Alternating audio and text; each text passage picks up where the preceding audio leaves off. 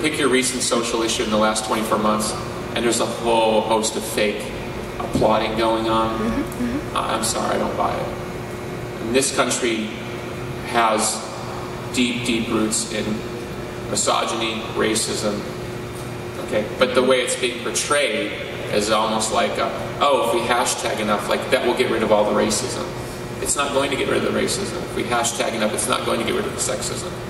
So when you're dealing with people who do a lot of fake stuff, you have two choices. You can either out-real them or you can out-fake them.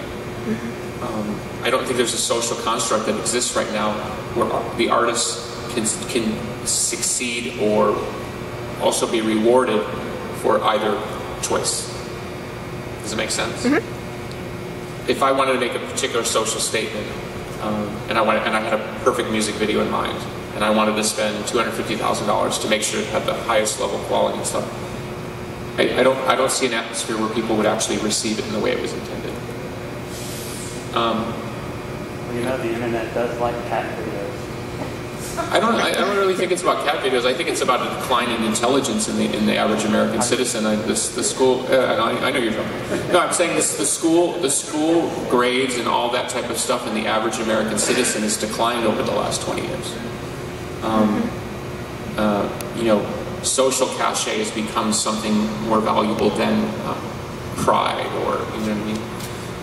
There's all sorts of studies of what's going on with the American citizen vis-a-vis education, self-education.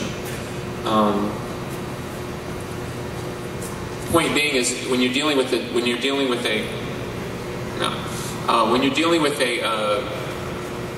a degrading social atmosphere, the response is to make something that in essence is not easily understood, not more understood. Does it make sense? In essence, as the country dumbs down, my response as an artist is not to dumb down. My response as an artist is to become more complicated, to become more arcane, to become harder to follow. Because, you know, the best art speaks at a multitude of levels at the same time. And so, you know, the normal guy on the street thinks he knows what it means, but he doesn't really. That's the beauty about, say, spiritual wisdom, is it applies to everybody, but it works its way up. I don't think you get to wisdom in art by running around trying to make people feel good. I agree. So oftentimes, and I think most of you here would be sophisticated enough to understand because you followed my musical life, I oftentimes present something that on the surface looks like it's actually the exact opposite of what I'm presenting, and people just aren't smart enough to figure it out. Monuments as an album is actually a very sophisticated album. Most people who listen to it one or two times, they go, oh, it's kind of works in the pumpkin mold, you know, kind of reminds me of the old pumpkins, it's cool. Don't even understand this is incredible depth in the album because they're just not smart enough to figure it out. And chances are they're not going to listen to it more than twice or once.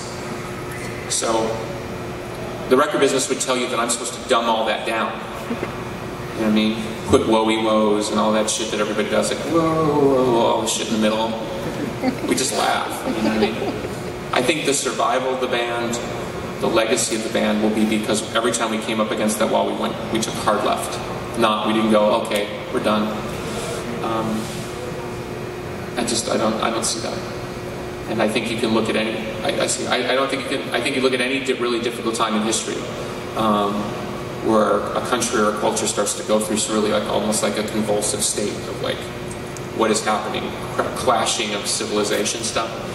Artists, by and large, the work that survives by artists from those periods, by and large, is complicated, not simple. They were able to interweave a deeper narrative in their work that 60 years down the road, people go, wow, this guy or this girl understood, and they were living in an atmosphere they actually couldn't speak honestly. So they were encoding their work so that people down the road would go, okay, at least this person raised their hand up and stood for something. Because on the other side of this social climate and atmosphere is a big digital axe waiting to fall. You can't go too far, you can't do too much. So you basically speak in code, and people who are sophisticated enough to understand the code will figure it out. And people who aren't will figure it out in 20 years, like some of my other work. And that work was done in a better social atmosphere, so you can imagine the social atmosphere I'm existing in today.